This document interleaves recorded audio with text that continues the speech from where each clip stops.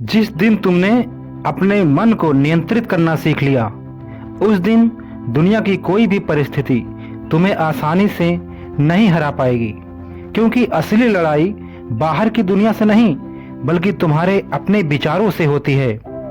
हम अक्सर सोचते हैं कि हमारी जिंदगी को परिस्थितियां नियंत्रित करती हैं। कोई हमें अपमानित करना दे तो हमारा मूड खराब हो जाता है, कोई हमारी आलोचना कर दे तो हम परेशान हो जाते हैं, कोई हमारी सफलता पर सवाल उठा दे तो हमारा आत्मविश्वास कमजोर पड़ जाता है। भविष्य की चिंता हमें बेचैन करती है और अतीत की गलतियां हमें बार बार पीछे खींचती हैं।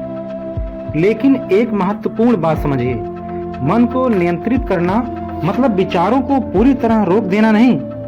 मन का काम ही विचार पैदा करना है। असली नियंत्रण यह है कि कौन सा विचार स्वीकार करना है, किस विचार पर प्रतिक्रिया देनी है और किस विचार को बिना महत्व दिए जाने देना है। मन आपका सबसे बड़ा मित्र भी है और सबसे बड़ी चुनौती भी। आपका मन अगर आपके नियंत्रण में है तो वही मन आपको असंभव लगने वाले काम करने की शक्ति देता है। लेकिन अगर मन आपके नियंत्रण में नहीं है तो छोटी सी समस्या भी पहाड़ जैसी लगने लगती है। एक नकारात्मक विचार आता है, मैं यह नहीं कर सकता। फिर दूसरा विचार आता है, अगर मैं असफल हो गया तो। फिर तीसरा विचार, लोग मेरे बारे में क्या सोचेंगे। धीरे धीरे ये विचार डर पैदा करते हैं और डर आपकी कार्रवाई को रोक देता है। इसीलिए मन को नियंत्रित करने की शुरुआत विचारों को पहचानने से होती है। हर विचार सच नहीं होता। मन में कोई विचार आया इसका मतलब यह नहीं कि वह सही है। आपको अपने विचारों के निरीक्षक की भूमिका निभानी होगी। जब मन कहे मैं असफल हो जाऊंगा तो तुरंत विश्वास मत करो। खुद से पूछो, मेरे पास इसका प्रमाण क्या है। यही सवाल आपके मन को भावनाओं से निकालकर तर्क की ओर ले जाता है। पहला नियम, अपने विचारों को देखना सीखिए। जब कोई नकारात्मक विचार आए उससे लड़ने की कोशिश मत करिए, बस उसे देखिए। जैसे आसमान में बादल आते हैं और चले जाते हैं, वैसे ही विचार भी आते हैं और चले जाते हैं। आप विचार नहीं हैं, आप वह व्यक्ति हैं जो विचारों को देख सकता है। अगर आपके मन में गुस्सा आया तो तुरंत प्रतिक्रिया मत दीजिए। कुछ सेकंड रुकिए और खुद से पूछिए, मुझे गुस्सा क्यों आया? क्या मेरी प्रतिक्रिया समस्या को हल करेगी? क्या यह बात 5 दिन बाद भी इतनी महत्वपूर्ण रहेगी? यह छोटा सा विराम आपकी जिंदगी में बहुत बड़ा बदलाव ला सकता है। कोई समस्या अक्सर घटना नहीं होती, बल्कि घटना के बाद हमारी प्रतिक्रिया होती है। दूसरा नियम, हर चीज पर प्रतिक्रिया देना बंद कर दें। आपके जीवन में लोग बहुत कुछ कहेंगे। कोई आपकी तारीफ करेगा, कोई आपकी आलोचना करेगा, कोई आपको समझेगा, कोई आपको गलत समझेगा या कोई आपको गलत समझाने की प्रयास करेगा। अगर आप हर व्यक्ति की बात को अपने मन पर ले लेंगे तो आपका मन कभी शांत नहीं रह पाएगा। याद रखिए, आप हर आवाज को नियंत्रित नहीं कर सकते, लेकिन यह तय कर सकते हैं कि किस आवाज को अपने मन में जगह देनी है। किसी की आलोचना सही है तो उससे सीखिए, गलत है तो उसे जाने दीजिए, लेकिन हर बात को अपने आत्मसम्मान से जोड़ना बंद कर दीजिए। आपका मानसिक संतुलन इतना सस्ता नहीं होना चाहिए कि कोई भी व्यक्ति कुछ शब्द बोलकर उसे छीन ले। तीसरा नियम, अपने ध्यान को नियंत्रित कीजिए। आज मन को नियंत्रित करना इसलिए कठिन हो गया है क्योंकि हमारा ध्यान लगातार अलग अलग दिशाओं में खींचा जा रहा है। मोबाइल नोटिफिकेशन, सोशल मीडिया, छोटी छोटी खबरें, दूसरों की जिंदगी से तुलना और लगातार मनोरंजन, ये सब हमारे ध्यान को खंडित करते हैं। याद रखिए, जिस चीज को आप लगातार अपना ध्यान देते हैं वही आपके मन पर प्रभाव डालती है। अगर आप रोज घंटों नकारात्मक सामग्री देखते हैं तो मन में नकारात्मकता बढ़ेगी।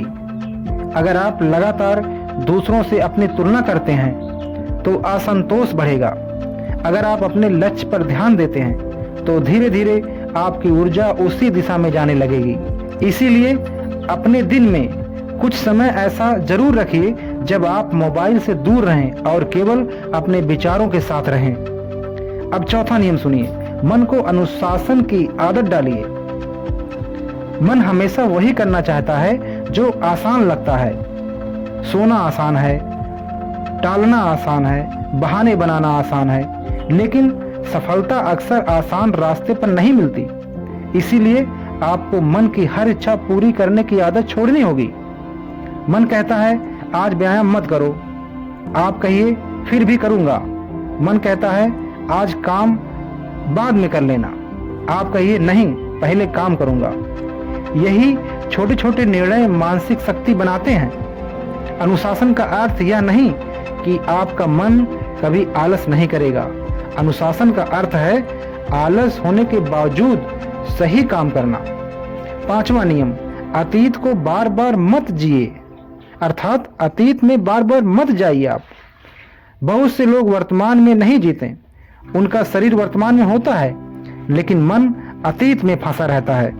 काश मैं वह फैसला कर लिया होता, काश मैंने उस दिन उस व्यक्ति पर भरोसा ना किया होता, काश मैंने उस समय मेहनत की होती। लेकिन अतीत बदलने वाला नहीं है।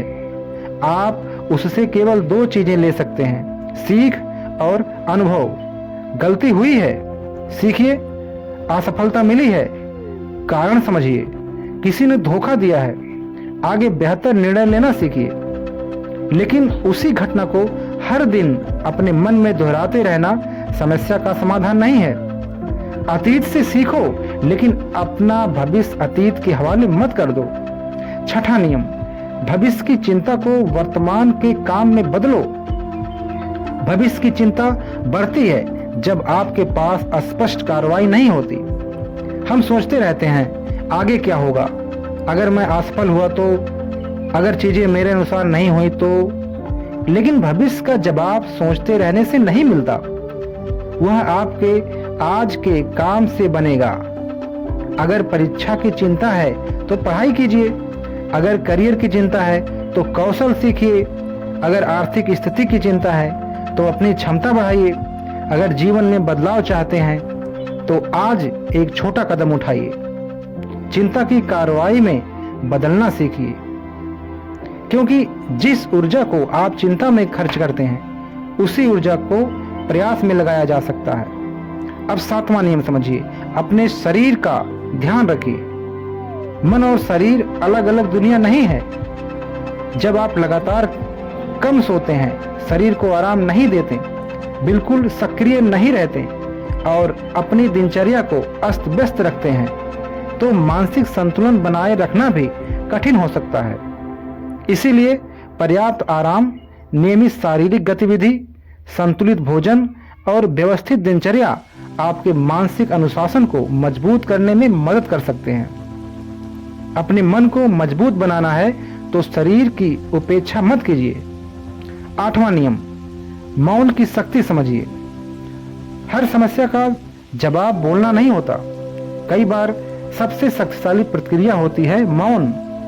जब कोई आपको उकसाए तुरंत जवाब मत दीजिए, कुछ क्षण रुकिए, गहरी सांस लीजिए, सोचिए, फिर तय कीजिए कि जवाब देना जरूरी भी है या नहीं। याद रखिए, जिस व्यक्ति को अपनी प्रतिक्रिया पर नियंत्रण है उसे नियंत्रित करना बहुत कठिन होता है।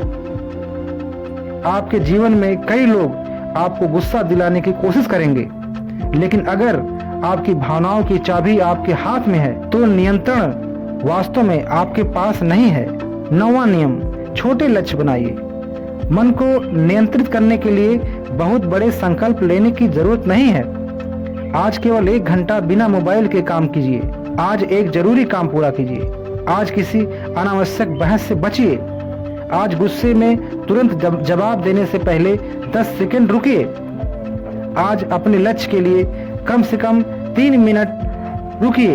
ये छोटे कदम आपके मन को एक संदेश देते हैं, मैं अपने निर्णय खुद ले सकता हूँ, और यही आत्मनियंत्रण की नींव है।